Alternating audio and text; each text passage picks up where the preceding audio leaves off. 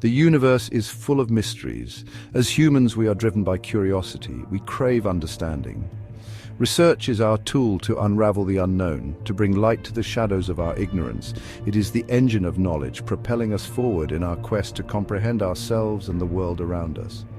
There are countless ways to explore the cosmos of knowledge. Some prefer telescopes, some microscopes. In the realm of research, we have a similar toolkit. Two of the most fundamental tools are quantitative and qualitative research methods. Each offers a unique lens through which to view the world and uncover its secrets. Imagine you're an explorer charting a new planet. Quantitative research is like mapping the terrain, measuring the mountains and counting the rivers. Qualitative research is like delving into the ecosystem, studying the behaviors of the creatures that inhabit it and understanding their intricate relationships. Both approaches are vital. They complement each other, offering a more complete picture of the world we seek to understand. This guide will serve as your spaceship, taking you on a journey through the fascinating world of quantitative and qualitative research. Quantitative research is the Sherlock Holmes of research methods. It thrives on logic, deduction, and above all, numbers. It's about quantifying, which means measuring things and expressing them numerically. Think of it as the detective work of research, carefully gathering evidence, analyzing data, and drawing conclusions based on hard facts. Imagine you're studying the popularity of a new coffee blend. A quantitative researcher might ask, how many people prefer this new blend over the old one? They design a survey, collect data from a large group of coffee drinkers, and analyze the numbers to determine the percentage of people who prefer the new blend. Quantitative research often uses surveys, experiments, and statistical analysis. It's particularly useful when you need to measure something precisely, test a hypothesis, or generalize findings from a sample to a larger population. For example, scientists use quantitative research to study the effectiveness of new medications, while marketers use it to understand consumer behavior. While quantitative research focuses on the what and how much, qualitative research delves deeper into the why and how. It's about understanding the meaning behind the numbers, exploring the complexities of human behavior, and uncovering the stories that data alone can't tell. Imagine you're studying the impact of a new technology on people's lives. A qualitative researcher might ask, how has this technology changed the way people interact with each other? They might conduct in-depth interviews, observe people using the technology, and analyze their words and actions to understand the nuances of their experiences.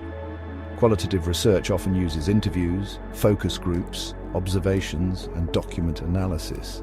It's particularly useful when you need to understand a complex phenomenon, explore people's experiences and perspectives, or generate new ideas and theories.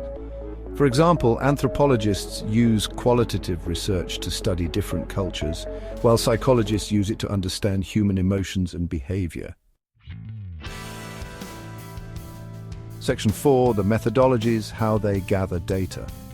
Quantitative and qualitative research employ distinct methodologies, each tailored to their specific goals.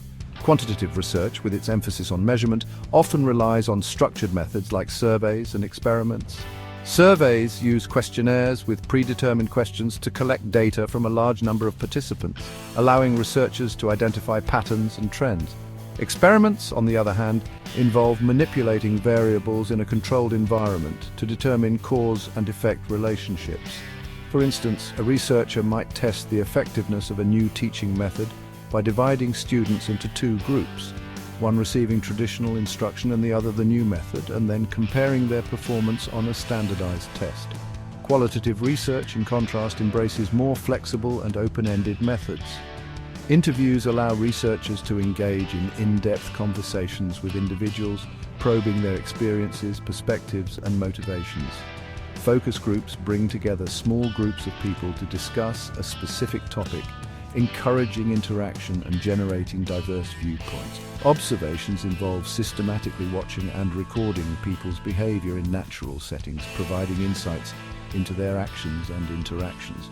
Document analysis involves examining existing texts, such as diaries, letters, or news articles, to uncover patterns, themes, and meanings. Section 5, Strengths and Weaknesses. A comparative look. Both quantitative and qualitative research have their unique strengths and weaknesses. Quantitative research excels at providing objective, numerical data, allowing for statistical analysis and generalization of findings. Its structured methodologies ensure replicability, meaning other researchers can repeat the study and obtain similar results. However, quantitative research can sometimes be limited in its ability to capture the complexities of human experience.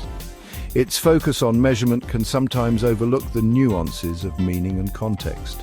Qualitative research, on the other hand, excels at providing rich, in-depth insights into people's experiences, beliefs, and motivations. Its flexible methodologies allow researchers to adapt to unexpected findings and explore emerging themes. However, qualitative research can be more subjective than quantitative research, as interpretations of data can be influenced by the researcher's own perspectives. Additionally, its findings may not be easily generalizable to larger populations due to the smaller sample sizes typically used. The Section 6 applications when to use which method. The choice between quantitative and qualitative research depends on the research question and the nature of the phenomenon being studied. Quantitative research is well suited for answering questions about prevalence, trends, and relationships between variables. For instance, a researcher might use a survey to determine the percentage of people who support a particular policy, or an experiment to test the effectiveness of a new marketing campaign. Qualitative research is particularly valuable for exploring complex social phenomena, understanding people's experiences and perspectives, and generating new ideas and theories. For example, a researcher might use interviews to understand the lived experiences of refugees or focus groups to explore people's attitudes towards climate change. In many cases, combining both quantitative and qualitative research methods can provide a more comprehensive understanding of a phenomenon. This approach, known as mixed methods research, allows researchers to leverage the strengths of both approaches and obtain a more holistic view. For instance, a researcher might use a survey to collect quantitative data on consumer preferences and then conduct focus groups to understand the reasons behind those preferences. Section 7. Conclusion: choosing the right approach. Quantitative and qualitative research are not opposing forces. Rather, they are complementary approaches, each offering unique insights into the world around us. Like two sides of the same coin, they provide different perspectives on the same phenomenon. Understanding the strengths and weaknesses of each method is crucial for researchers to choose the most appropriate approach for their research question. By embracing the principles of scientific inquiry, researchers can use these tools to illuminate the mysteries of the universe, one question at a time.